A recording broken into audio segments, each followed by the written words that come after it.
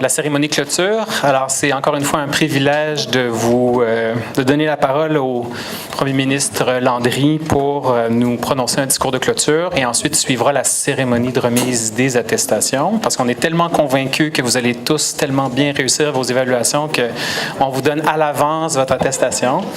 Et après, on se croise très fort les doigts pour qu'il ne pleuve pas et qu'on puisse passer des heures mémorables sur le toit de l'ENAP sous la menace de la pluie. Alors, sans plus tarder, je vous donne la parole, M. Landry. Merci encore.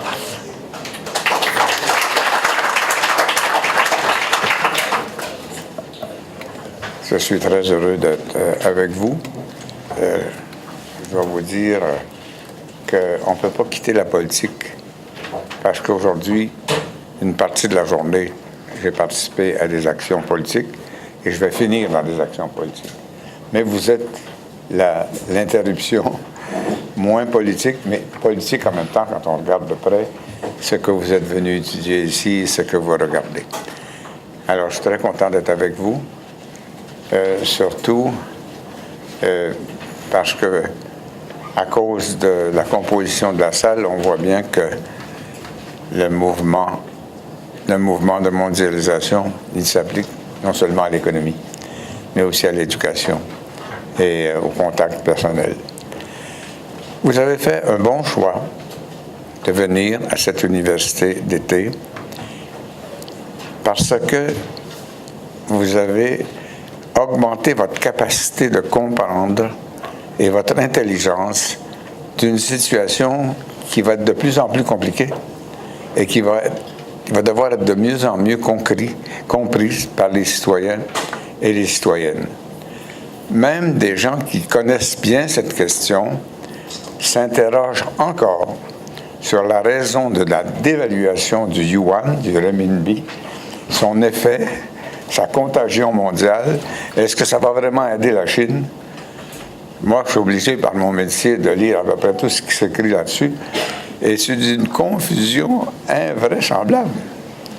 Toutes les opinions, et les seules opinions qu'on n'a pas vraiment, c'est l'opinion de la Chine, parce que je pense qu'ils ne savaient pas ce qu'ils faisaient vraiment. Ce pays d'une complexité extrême, évidemment. 1,250 milliard d'habitants, dans un système qui n'est pas vraiment de démocratie, mais où de plus en plus de gens commencent à souhaiter aller vers la démocratie. Et la démocratie, c'est pas rien qu'un système, c'est une culture. Et on chemine lentement vers un système vraiment démocratique. Alors, on peut comparer. Nous sommes ici dans un contexte vraiment remarquable. Le Québec, comme plusieurs autres pays, vit une démocratie remarquable. Mais ce que vous ne savez peut-être pas, c'est que notre Assemblée nationale du Québec est la plus vieille assemblée démocratique sans interruption du monde. Les Américains ont une bonne démocratie, mais ils se sont fait une guerre de sécession. Les Français ont une bonne démocratie, mais il y a eu des interruptions assez brutales, la Révolution française, et ainsi de suite. Au Québec, depuis que nous avons des députés élus qui décident de notre destin, nous n'avons jamais tourné le dos à la démocratie. Et ça se sent dans la façon de vivre, dans les chances de bonheur. D'abord, c'est une société essentiellement égalitaire tout en étant parfaitement libre. Alors, au Québec, on peut dire qu'il n'y a pas vraiment de classe sociale. Et ça s'est transmis à l'économie d'une façon assez spectaculaire. Le Québec est le seul endroit en Amérique du Nord et du Sud, si je peux dire, qui a résisté convenablement à la crise dont nous ne sommes pas encore sortis. Alors, ça veut dire que la démocratie, la justice, la répartition de la richesse, c'est une grande vertu sociale, mais ça peut être très intéressant sur le plan économique aussi. Et je l'ai dit encore aujourd'hui, j'ai rencontré dans une activité politique où il y avait plusieurs syndicalistes québécois, dont Gérard Larose, pas n'importe qui, Mme Charbonneau. Et puis, Je lui ai dit qu'être anti-syndical, il y a un certain nombre d'années, c'était être antisocial. Aujourd'hui, être antisyndical, c'est encore antisocial, mais c'est anti-économique en plus, parce qu'on a vu quel était l'impact économique de l'effondrement du syndicalisme. Là, on parle de cette société québécoise dans le contexte nord-américain et américain, mais pensons au contexte mondial. Certains d'entre vous vont dire, nous sommes des citoyens de la planète. Nous sommes des citoyens du monde. C'est un bel idéal, mais ça n'a pas un sens pratique vraiment respectable. On peut penser global, c'est très bien. J'espère que c'est ce que vous avez appris à faire au cours des derniers jours. Mais il faut agir local. Et il n'y a pas de gouvernement mondial. Il y a un certain nombre d'instances à vocation mondiale qui fonctionnent plus ou moins bien. Et on chemine peut-être, oui. Le Fonds monétaire international est beaucoup plus puissant et important que ce qu'il était quand il est né après les accords de Bretton Woods. Mais ce n'est pas un gouvernement. La gouvernance véritable se fait au niveau national. Et c'est un avantage pour la démocratie. Chacun peut décider de son destin au plan national, mais ça rend très compliqué la gestion du contexte mondial. La loi d'un pays s'applique à ce pays. Elle ne s'applique pas aux pays voisins ou même les pays avec lesquels il a des traités et des relations très liées. Alors, la loi française s'applique à la France et non pas à l'Union européenne. Il y a des lois européennes maintenant qu'il y a un Parlement européen. Mais l'Allemagne reste l'Allemagne, l'Italie reste l'Italie. Et il y a beaucoup de choses à gérer en commun qui sont presque ingérables à cause de ce principe sacré de l'indépendance nationale, des indépendances nationales et des indépendances des pays. On a beaucoup de camarades africains ici. Est-ce que vous allez vers les États-Unis d'Afrique? Est-ce que vous irez? J'en ai entendu parler. Déjà, quand j'étais étudiant en Sciences Po, il y a des années, j'avais des camarades africains qui disaient « On va faire les États-Unis d'Afrique. » Quand je les rencontre, je leur dis « Les amis, où est-ce que vous en êtes rendus dans vos États-Unis? » Ça n'avance pas vite. Ça veut dire qu'il faut concevoir une gestion mondiale équilibrée dans un contexte d'indépendance nationale. Et penser que c'est une notion dépassée au 21e siècle, quand les Nations unies ont été fondées après la Deuxième Guerre mondiale, comme héritier de la Société des Nations qui avait été un échec, il y avait 50 membres. Aujourd'hui, il y en a 200. Ça veut dire que dans le long cheminement vers la liberté, il y a eu un long cheminement de la liberté des nations et que ces nations ont eu la sagesse de travailler ensemble dans ce qu'on appelle le concert des nations. Les grandes réunions internationales qui ont joué un rôle quand même important. Dans le domaine économique, il y a eu, après Bretton Woods, il y a eu un certain nombre d'institutions internationales. Je vous le dis tout de suite et vous le savez, pour la plupart très imparfaites. Le Fonds monétaire international, là, il y a beaucoup de corrections à y faire, il y a beaucoup d'ajustements à y faire, mais au moins, il existe. Alors, il peut y avoir des visionnaires. D'ailleurs, il y en avait un, mais il a été distrait par d'autres choses.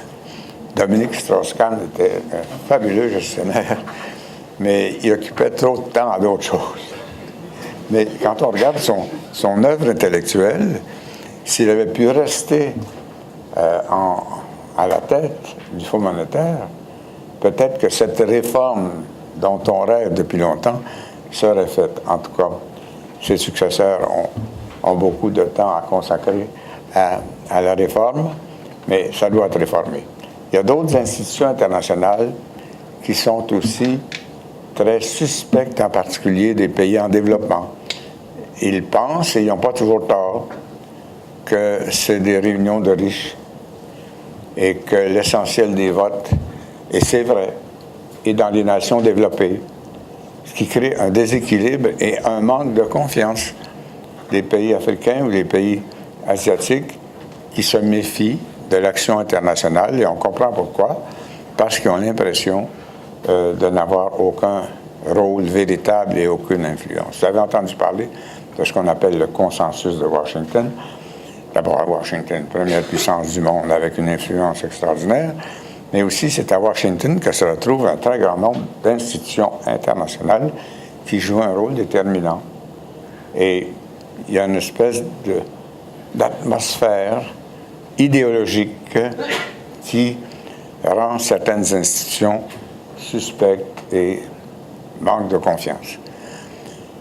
Alors, vous aurez à faire face dans votre vie à ce genre de situation. Je vous ai déjà dit la dernière fois, consolez-vous, il y a eu pire. Mais aujourd'hui, quand on voit ce qui se passe à chaque jour, on a hâte que des institutions internationales puissantes puissent vraiment exercer un contrôle réel sur des situations intenables. 75 personnes qui meurent dans un camion sur une autoroute en Autriche, qu'est-ce que c'est que cette mésaventure qui est par définition internationale? C'était des réfugiés qui fuyaient des contextes qui ne leur convenaient plus parce qu'ils étaient vraiment invivables. Et on le comprend aussi. Comment leur dire de rester dans des pays aussi insupportables que ceux où ils ont vécu des crises inimaginables? Même plus simple que ça, là, ce qu'on appelle la fuite des cerveaux. Bon. Nous avons un voisin ici continental, qui est à plusieurs milliers de kilomètres, qui s'appelle Haïti. Et ici, au Québec, on a plusieurs de nos infirmières qui viennent d'Haïti, plusieurs de nos médecins qui viennent d'Haïti, et Haïti en a plus besoin que nous. Alors, je dis à un Québécois d'origine haïtienne, qui est assistant chirurgien-chef à l'Hôtel-Dieu, est-ce que vous n'avez pas une petite gêne en pensant que vous êtes à l'Hôtel-Dieu, vous gagnez un salaire de chirurgien québécois, et vous venez d'un pays qui manque de médecins, qui manque de chirurgiens, et qui est en détresse à bien des égards, surtout après les malheureux événements qui se sont passés? Il y a peut-être une petite gêne, mais moi, une petite gêne en lui disant ça aussi. On les accueille. On est content de les accueillir. Ils nous rendent service. On en a besoin. Avoir des médecins de haut niveau qui ont été formés en Haïti ou en Indonésie ou à l'Université de Montréal, c'est important. Et Haïti, qui en a plus besoin que nous en a fourni. Alors, il y a une petite gêne pour nous. Mais qu'est-ce qu'il m'a répondu, mon camarade haïtien chirurgien? Il dit, j'aurais pu rester dans mon pays, oui. Mais dans mon pays, je n'avais pas les médicaments, je n'avais pas l'équipement, je n'avais pas ce qu'il faut pour vraiment exercer mes fonctions suivant mon talent et mon niveau de compétence. Alors, j'aime mieux le faire à l'Hôtel-Dieu de Montréal avec des Québécois et des Québécoises que de le faire mal dans mon pays d'origine qui ne peut pas me fournir ce dont j'ai besoin pour exercer mon art. Alors, c'est un problème extrêmement sérieux qui va, pour les déplacements, Haïti est moins concerné, ils ont eu les tragédies que l'on sait, bon, j'espère qu'ils vont s'en tirer. Mais là, on va avoir des déplacements de population incontournables pour des raisons de changement climatique, pour les raisons écologiques. Alors, l'écologie, il y a 30 ans, on ne savait pas ce que le mot voulait dire et on n'en parlait pas. Et l'environnement est une question vraiment pour des intellos un peu débranchés. aujourd'hui, c'est devenu vital, on le sait. Là, on se dirige vers le sommet de Paris sur l'environnement. Plusieurs ont dit, et n'ont peut-être pas tort, que c'est un peu notre dernière chance. Parce que là, l'environnement va avoir des conséquences énormes non seulement sur l'air et la respiration, mais sur le niveau des mers. Alors, la Hollande va être très difficile à sauver. La Hollande, c'est pas n'importe quoi, là. Avec les digues, avec les turbines qui font tourner leur moulin à vent. L'essentiel du territoire hollandais est sous le niveau de la mer. Alors, la Hollande a été sauvée par des constructions d'infrastructures, de barrages de toutes sortes, et ne sera plus sauvable. Je parle de la Hollande, ça c'est déjà très, très pénible. Manhattan est menacé. Vous vous rendez compte? Quel drame ça ferait le jour où Wall Street devrait fermer. Ça n'est pas juste une petite turbulence boursière, là. On ne saurait plus comment s'en sortir. Alors, c'est une problématique aussi qui vous fait comme devoir de surveiller très bien, ce qui va se passer à la conférence de Paris, et ce qui va se passer dans tous vos pays dont vous êtes les citoyens et les électeurs, parce que là, la responsabilité est mondiale. Il faut que chaque pays se prenne en main et le fasse dans une optique planétaire. Parce que, généralement, dans ces conférences climatiques, les conférences d'environnement, on fait des discours extraordinaires, des projections fabuleuses, puis, dans le cas de Copenhague, après ça, il ne s'est rien passé. Même après Kyoto, on n'a pas fait ce qu'on devait faire. Mais là, après Paris, on n'a pas de chance. Voilà. Je pense que c'est Obama qui a dit qu'il n'y a pas de plan B. There is no B plan. Il y a des gens qui pensent qu'on pourrait s'exiler vers d'autres planètes. Vous voyez le genre? Alors, essayons de trouver d'autres choses avant d'avoir à penser à des choses aussi invraisemblables. Alors oui, il faut s'occuper de notre planète, mais il faut s'en occuper d'une façon démocratique. Il faut s'en occuper d'une façon juste. C'est beau de dire que les Chinois sont des pollueurs, je comprends, ils sont tellement nombreux, 1,250 milliard. Mais si les Chinois polluaient autant que nous par tête, la vie ne serait déjà plus possible sur cette planète. Le jour où les Chinois auront autant d'automobiles que nous en avons par famille, la vie sur cette terre n'est plus possible. Alors, c'est beau de blâmer les autres, il faut regarder ce que nous sommes, ce que nous faisons. Même si nous sommes beaucoup moins nombreux, nous sommes de plus grands pollueurs que la Chine. Je pense que quand on n'a pas de gouvernement planétaire, il faut commencer quand même à penser à des politiques planétaires, des politiques de solidarité qui font que la liberté qui a été conquise par l'humanité ne cheminera pas vers l'anarchie qui pourrait nous faire des torts invraisemblables. J'ai parlé là, des migrants européens. Là. Bien, la dernière fois que je vous ai parlé, il y avait déjà eu un certain nombre de morts dans cette journée. Puis à chaque jour, il y en a eu un grand nombre depuis ce temps. Qu'est-ce que c'est qu'on fait? Quand on s'appelle Ban Ki-moon ou qu'on s'appelle n'importe quoi et qu'on préside des organisations internationales, l'Organisation mondiale de la santé, qu'est-ce qu'on fait? On ne peut pas laisser faire. C'est inhumain. Et si on veut avoir une solidarité humaine, il faut se comporter de façon humaine. Alors, on peut parler de ça? Il n'y a pas de gouvernement planétaire, il n'y a pas de démocratie planétaire, mais comme être humain, comme êtres humains, vous vivez dans des démocraties locales, certaines plus avancées que d'autres. Vous avez le devoir d'utiliser ces démocraties pour démocratiser l'ensemble de la planète, pour sauver ce qui peut l'être par ce qu'on appelle le concert des nations.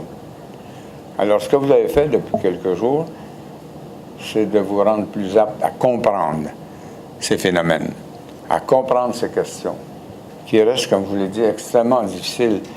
Et moi, pour l'affaire du yuan, là, je supposais être un expert, et puis je pense que ma petite fille pourra en parler aussi bien que moi. C'est d'une complexité extrême. Les problèmes que vous aurez à regarder vont être de plus en plus complexes, mais vont devoir, de façon de plus en plus impérieuse, être affrontés et être réglés dans ce qu'on appelle le concert des nations. Alors, ce que vous aurez à faire, c'est de penser global, vous le faites déjà.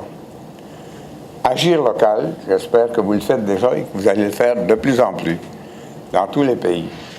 Et en particulier, dans les pays plus riches, vous avez comme devoir fondamental d'être solidaire et sympathique envers les pays qu'on appelle les moins avancés.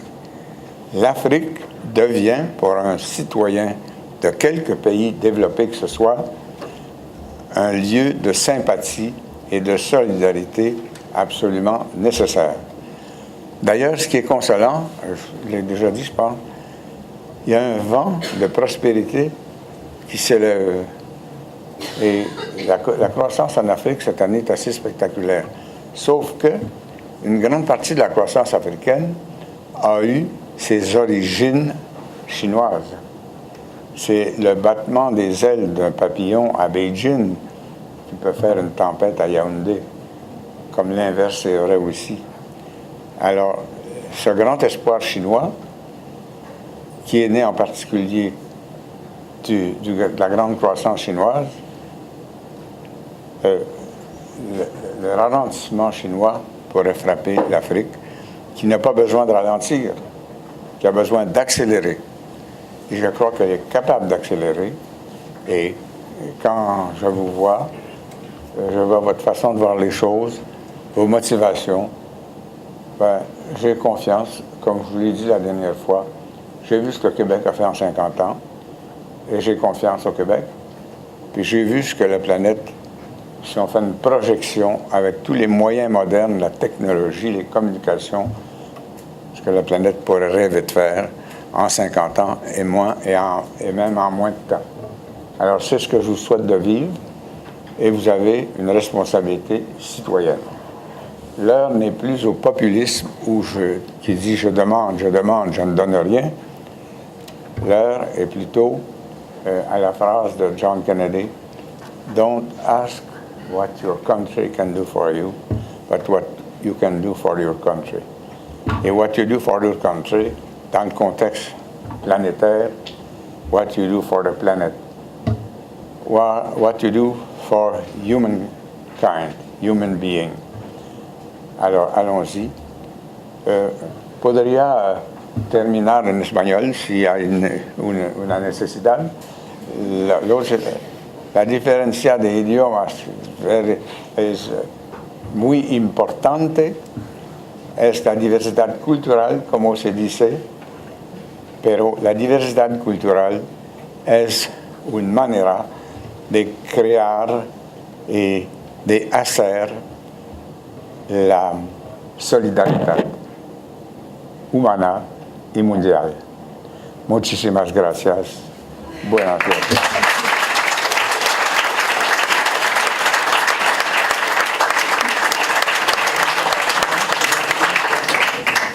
Alors, merci beaucoup, M. Landry. Alors, nous allons procéder à la remise des attestations. Christian, tu peux... Quoi?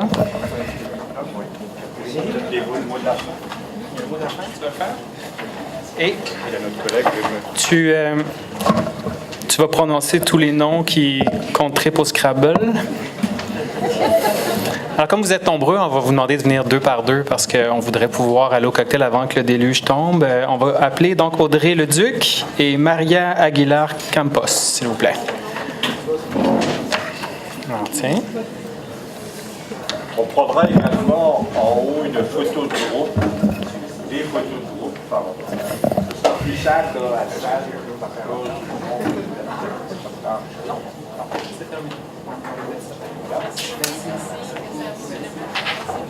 Bravo.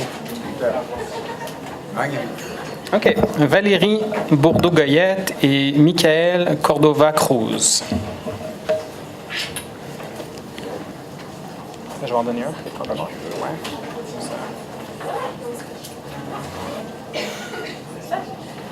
Voilà. Bravo. Bravo. Magnifique. Julie Dagenet, Vincent Dénommé-Gravel.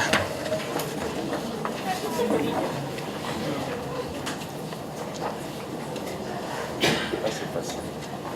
Oui, jusqu'ici tout va bien. Facile à... Bravo. Félicitations. Bien. Super. Alors, Lia Ducharme et Valérie Frappier.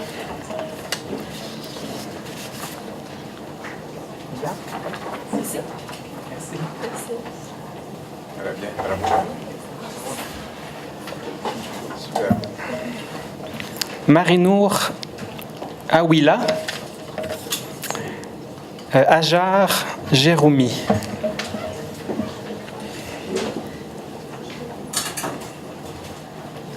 Alors, Magnifique. Bravo. c'est à vous. Il n'est pas là. Caroline Laberge et Tommy Larouche.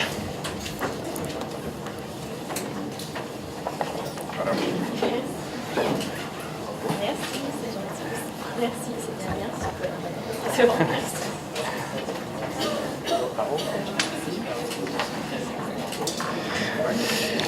Anthony Lavaux-Frigon et Patricia Laverdière.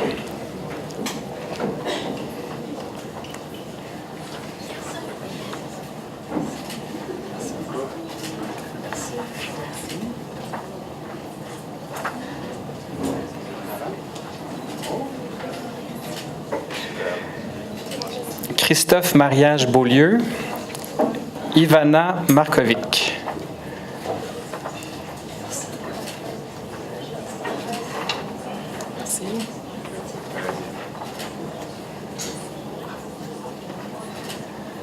Luc Pelletier, Charles Anisset, Poitiers-Amar.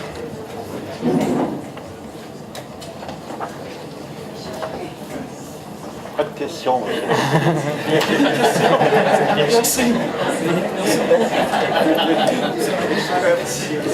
Bravo.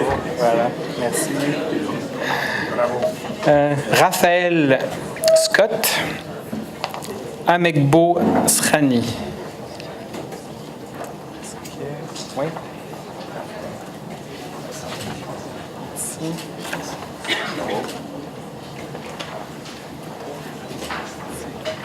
Super. Mathieu Dionne, Samuel Côté.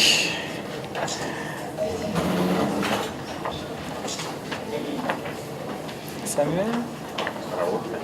Mathieu. Ouais. Merci.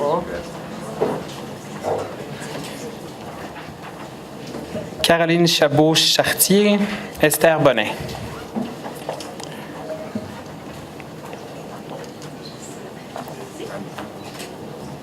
Caroline. OK. Esther Bonnet, non. Fouet Ben Medeb, Natalia Jatrovski. Pas mal?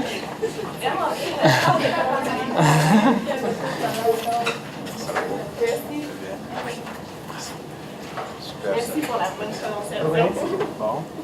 C'est un coup de chance, je pense. Olivier Dagenet, Ouda Camille.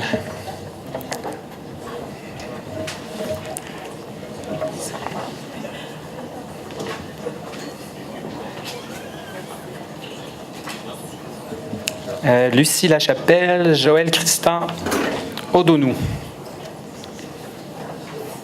Non?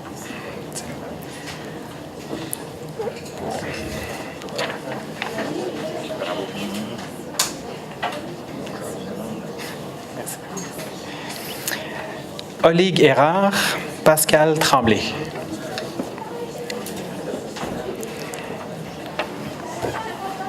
Après, tu vas prendre un petit mot d'après, c'est ça? Oui. D'accord.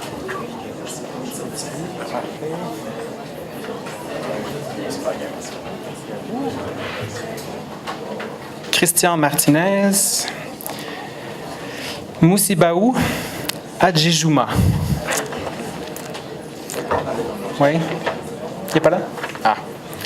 Comme ça, il ne saura pas que j'ai mal prononcé son nom. Marie-Thérèse Dugas. Je pense qu'elle n'est pas là non plus. Mamoudou Malal Bari.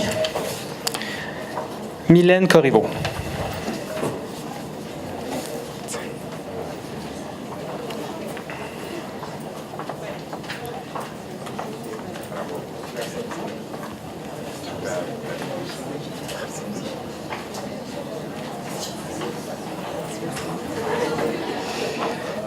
Jérôme Saint-Maurice Binette, Kéo Alexandre Sériroute.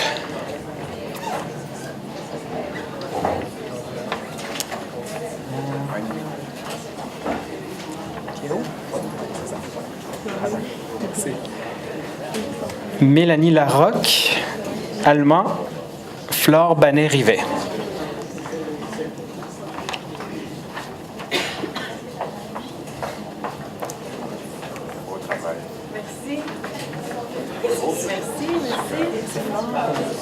Mélanie.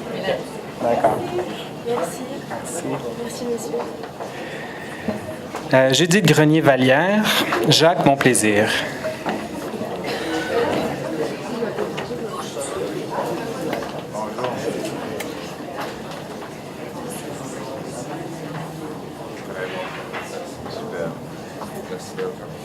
Merci de votre participation. Merci. Francis Manta, Lionel Preston. J'ai arrêté à 2.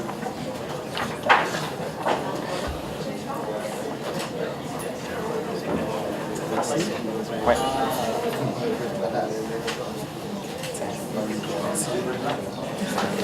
Lucas Tremblay. Sarah Etier. Lucas Tremblay, je pense qu'il est pas là. Christophe Beaulieu.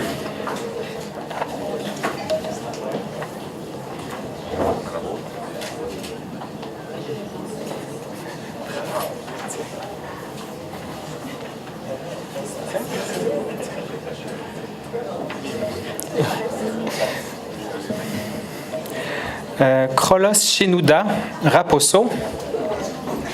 Dominique Gauprou.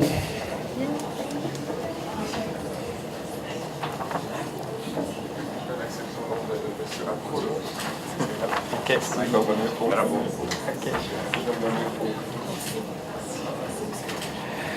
Gilles Cormier, Joubert Dorzière. On y est presque.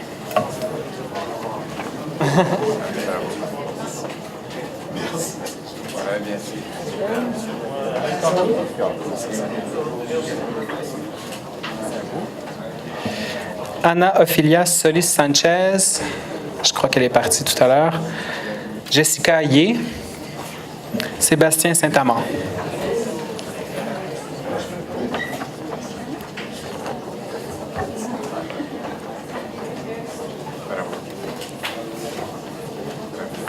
Jessica, ouais.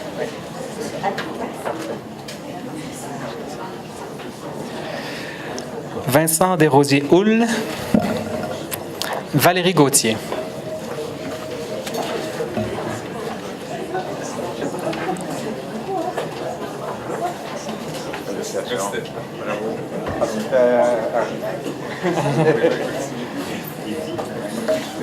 Ouais, salut. Et le dernier, Vincent Damour. Si par hasard quelqu'un n'avait pas reçu de diplôme, venez nous le dire. On en a d'autres ici qui sont peut-être pour vous. Ah, voilà. Merci. Tout le monde a reçu une attestation? Bon. La première année, il nous en manquait quelques-unes. Ah, tu veux les donner tout de suite? On a des diplômes pour nos collègues aussi.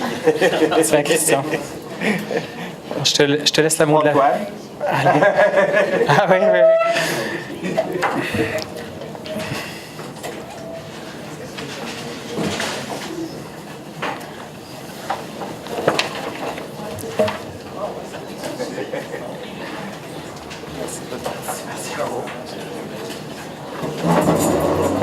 Gamba. Excusez-moi, Ganga, excusez-moi l'expression. Va lui porter sur sa Je vais vous le porter. Ambroise. Khalid. Même Charcolette. Alioum Fadil. Son honorable. Ahmed. Aïe. Didier. Notre ami Chekou qui est absent. Et notre ami Bram. Bon, alors, je laisse le mot de la fin. Bien, écoutez, je vais laisser, avant de conclure, je vais laisser 2 mots à notre ami Kwang qui va nous parler, dire quelques mots au nom de l'OIF, vu que notre ami Chekou Ousmane est reparti pour aujourd'hui, donc très rapidement.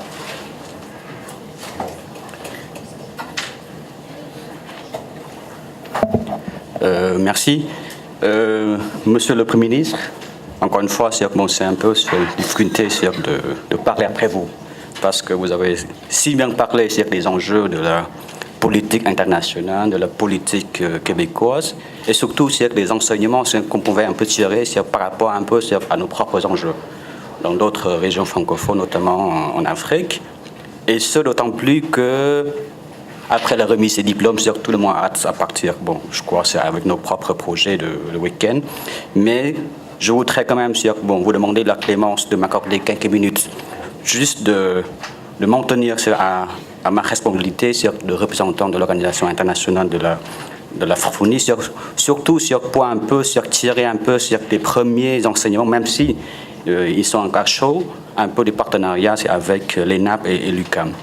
D'abord, au nom de la délégation de l'OIF et également de celle de la communauté économique des États de l'Afrique de l'Ouest, nous tenons à adresser les plus sincères et chaleureuses félicitations aux professeurs Christian de Bloch et Stéphane Paquin, et également à l'ensemble de l'équipe d'organisateurs pour le succès de cette école d'été portant sur le thème commercer dans un monde multipolaire.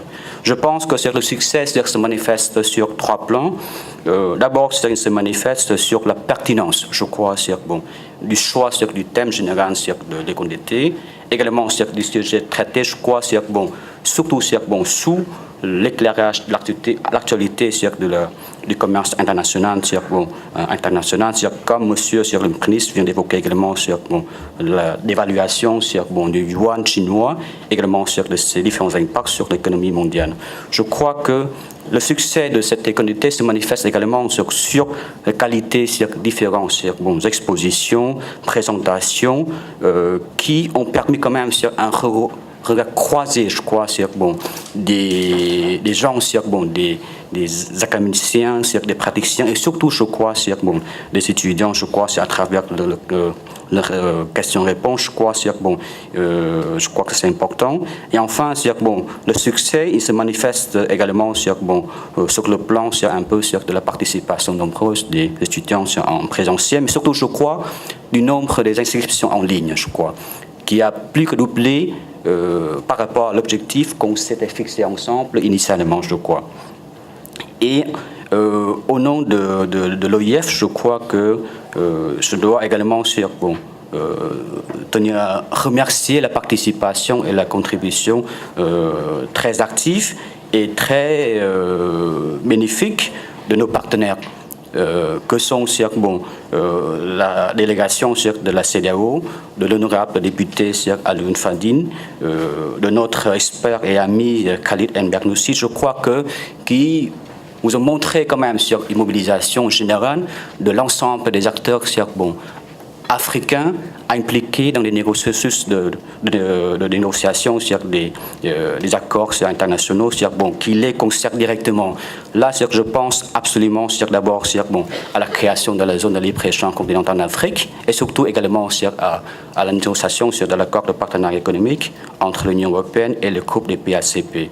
Mais je crois également que la participation et la contribution ont permis également de bonifier également cette économie, c'est un autre regard, je crois, de l'intérieur de l'Afrique, de tous ceux qui participent à la négociation, à la discussion, je crois, dans les enceintes souveraines, par exemple, sur des parlements, par exemple, et sur ceux qui valident, et après sur ceux qui participent à la mise en œuvre de tous ces accords de commerce international entre l'Afrique et avec le reste du monde. Je pense que sur le plan individuel, je n'ai pas répété également sur ce qui a été dit ce matin par M. Cheikh Ousmane et M. Antoine également sur le bénéfice que chacun d'entre nous attire également de cette économité. Je pense surtout également à l'utilité également sur les échanges interactifs avec les étudiants, avec également les jeunes qui sont inscrits en ligne. Je crois que ça nous donne également une autre indication également en tant que fonctionnaire international, en tant également que chercheur tout ça, de ce qui devrait être un peu les attentes, les besoins d'un de nos publics cibles. Et pour le compte de l'Organisation internationale de la francophonie, je crois que les jeunes font partie de deux publics cibles prioritaires de notre action. Et pour ce qui concerne l'OIF, je tiens à insister sur l'appréciation très positive qu'on porte sur cette première expérience du partenariat entre l'OIF, l'UQAM et l'ENAP, que nous estimons très fructueuse, très utile. Et sur sa base, je crois que je me permets quand même de nous projeter quand même un peu dans la suite à donner à cette première expérience. Je crois que depuis le début de la semaine, mon collègue Chekou a beaucoup parlé un peu de la mise en œuvre, de l'adoption de la première stratégie économique pour la francophonie, également dans la mise en œuvre de notre plan d'action de l'OIF par rapport à cette stratégie qui est notre programmation quatriennale 2015-2018. Je crois que dans ce double cadre, l'OIF va continuer à soutenir ce genre d'opérations, d'initiatives. Également, on va essayer également de voir comment on va renforcer un peu notre partenariat si cela s'avère nécessaire dans ce cadre. Et de manière un peu plus opérationnelle, on a commencé un peu à discuter avec M. Christian Bloch ce matin. Bien sûr, une discussion devrait être approfondie d'ici l'année prochaine, mais nous pensons de notre côté il serait souhaitable que l'UNAP et l'UQAM renforcent, je crois, l'ouverture à l'international, l'internationalisation de cette formation en vue de multiplier un peu ses impacts, surtout dans d'autres régions francophones, surtout en Afrique. Là, on parle beaucoup d'un besoin criant de l'Afrique en termes de renforcement des capacités, en termes également de déploiement de l'expertise africaine qui leur permettrait de bien comprendre un peu les enjeux également et le contenu des négociations commerciales internationales. Je crois que de notre côté, on a esquissé quand même, je crois, trois pistes de partenariat avec l'UQAM et éventuellement l'UNAP. Je pense qu'en termes de contenu, on a beaucoup parlé un peu des relations entre le commerce et le développement, mais il ne fait pas perdre de vue qu'à la fin de cette année, dans le cadre de l'Assemblée générale des Nations unies, qui se tiendra, je crois, en septembre prochain, l'ensemble des pays de l'OMS vont adopter les objectifs de développement durable, les ODD, les fameux ODD. Maintenant, comment on pourrait inscrire, je crois, dans une perspective plus large, un peu, le contenu de notre formation, dans le cadre un peu de notre contribution à la mise en œuvre de ces ODD. Et dans ce sens, l'OIF pourrait encourager, faciliter la participation d'autres également intervenants avec une certaine diversité géographique à cette formation. On a eu, je crois, avec Anne Bernoussi, avec M. Mediabas, avec Cheikh Diandiaye, je crois, des représentants, je crois, de l'Afrique de l'Ouest, de l'Afrique centrale, du Maghreb, de l'Afrique. Pourquoi pas penser, je crois, inviter, par exemple, un représentant, je crois, des chercheurs du monde scientifique, je crois, de l'Asie-Pacifique. Donc, on a beaucoup parlé également dans le cadre de notre semaine de formation, je crois. On est prêt à ce sens, tout en renforçant, je crois, la participation des intervenants africains. La deuxième piste, je crois, serait un peu de penser comment on pourrait assurer l'appropriation, je crois, surtout par ceux qui s'inscrivent en ligne. Pour vous, de toute façon, ça fait partie de vos crédits, de vos modules de formation. Mais en même temps, pour ceux qui s'inscrivent en ligne, on pense qu'il serait nécessaire d'assurer cette appropriation, je ne sais pas, mais c'est d'aller plutôt de cibler, je crois, par exemple, sur les étudiants africains, par exemple, qui sont actuellement dans des formations diplômantes et qualifiantes, par exemple, ou comment après la formation, comment on pourrait les aider à se mettre en réseau pour essayer de continuer d'échanger et d'approfondir un peu la connaissance sur cette question. Et la dernière et la troisième piste, qui est étroitement lié aux deux premières, je crois, concernerait, je crois, c'est un peu le renforcement, notre souhait sur le renforcement du partenariat de l'UQAM-LENAP avec d'autres structures en Afrique qui font également ce genre de formation, qui souhaitent faire ces formations, mais qui manquent actuellement beaucoup de moyens. On pense par exemple beaucoup à les chaires OMC, les chaires commerce, intégration internationale par exemple, par exemple à Dakar, à Yaoundé. On pense également par exemple sur des structures comme les centres de référence de l'OMC par exemple. Donc l'une des missions également serait de sensibiliser, mobiliser un peu, de former également les jeunes et tous les professionnels sur les enjeux. Je pense que voilà un peu grosso modo les 3-4 pistes qu'on a évoquées de manière assez provisoire avec le professeur Christian Bloch. On espère que qu'on pouvait continuer la discussion d'ici là pour essayer de le mettre en des actions opérationnelles et tout en pensant un peu à la démultiplication des résultats de formation. Voilà, je parle un peu trop. Encore une fois, je vous remercie à tous pour cette riche et belle expérience et soyez assurés que l'OIF soit à vos côtés pour la pérenniser, pour l'approfondir et surtout pour la démultiplier au service de tous nos pays membres, surtout sur les pays en développement et les pays les moins avancés. Merci. Bien, écoutez, sur ces mots, je pense assez d'ouverture, en même temps très encourageant. Je voudrais me joindre avec mon collègue Stéphane Paquin, en tout cas vous remercier, d'abord remercier nos organisations respectives sans lesquelles on n'aurait pas pu tenir cette école d'été. Je pense que c'était souligné, une ouverture de l'ENAP, une ouverture de l'UQAM, une ouverture également de l'OIF qui pour la première fois finalement nous a permis d'élargir notre formation, à la fois élargir en termes de présence. Je pense qu'on l'a souligné, une forte délégation de l'OIF sur place, une forte délégation de la CEDEAO, notre honorable député du Cameroun qui est aussi présent, et je pense que merci encore à tous celles et ceux, qui sont déplacés de très loin, y compris même ma collègue d'Haïti.